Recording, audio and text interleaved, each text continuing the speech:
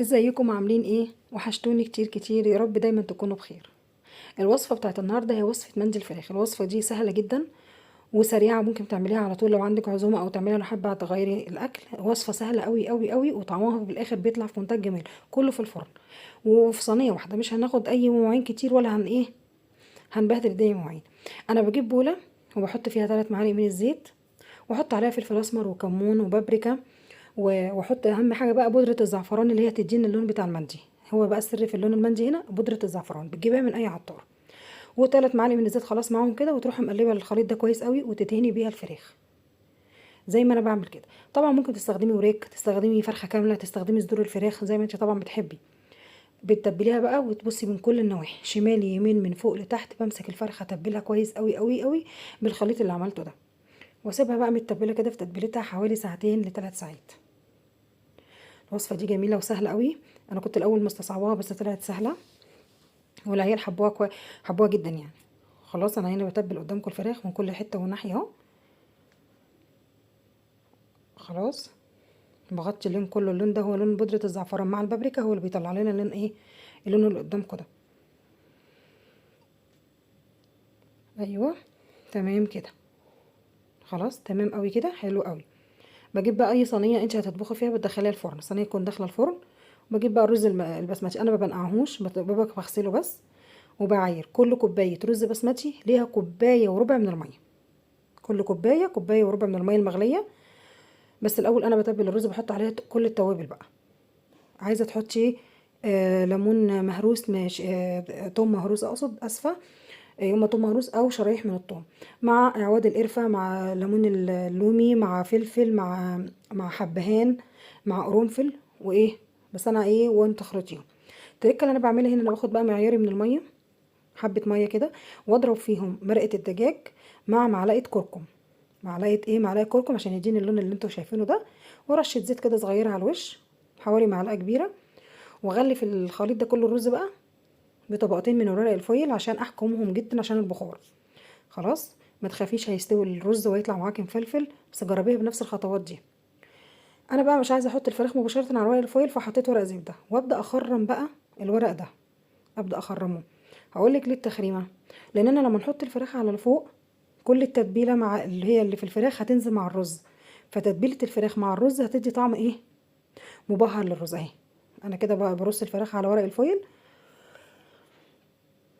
وارصها واحكمهم جدا جنب بعض كده. ادي بقيه التتبيله ما رماهاش، انا طبعا مخرمه الورق زي ما قلت لكم. خلاص كده بقول لكم تمام اهو. وراح قافلاها كويس قوي. ممكن كنت حطيت ورق زبده تاني، بس ما كانش عندي او نسيت الخطوه دي. فحطيت على طول ورق ورق فويل.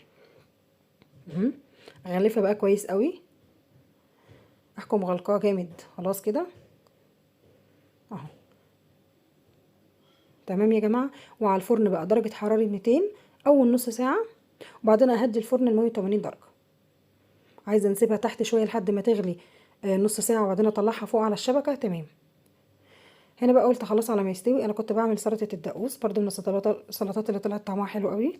بجيب طماطم والفلفل، وبحط عليهم عصير ليمون، واهم حاجه الكزبره، طالما الدقوس يبقى كزبره، هو المهم قوي في الطعم.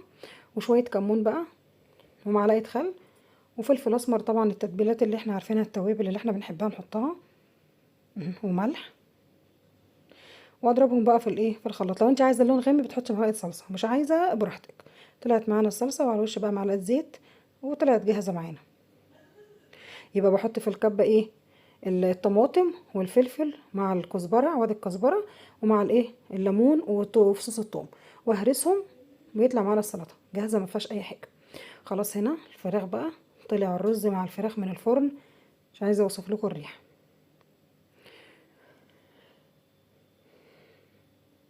اهي طالعه اهي.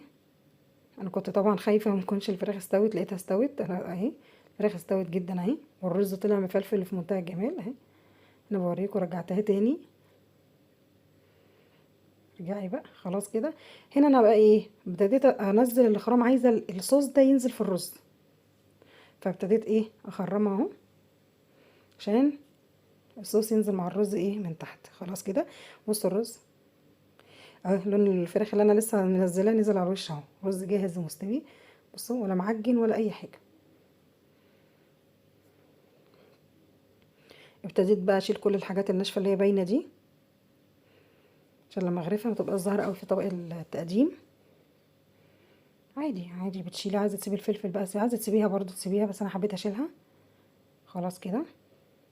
كنت انا بقى مجهزه الفراخ في صينيه بره، وحطيت بقى ايه الفحم عشان تدي ريحه الشوي بقى، واحط بقى حته قطعه الفحم مع الزيت يا سوادي. خلاص كده. ورحت حكماها وغلقاها عشان ريحه البخار بقى تفضل فيها ريحه الفحم، ندي ريحه الايه الشوي معانا. بس كده 5 دقايق بالظبط ولا 10 دقايق مع الفراخ تشرب من ريحه الفحم. وادي يا ستي احلى فراخ مندي مع الرز البسمتي. جربيها بالطريقه دي مع سلطه الدقوس، تحفه جدا جدا يا جماعه، جربوها. ولو عجبكم الفيديو ما تنسونيش باللايك والاشتراك في القناه. باي باي.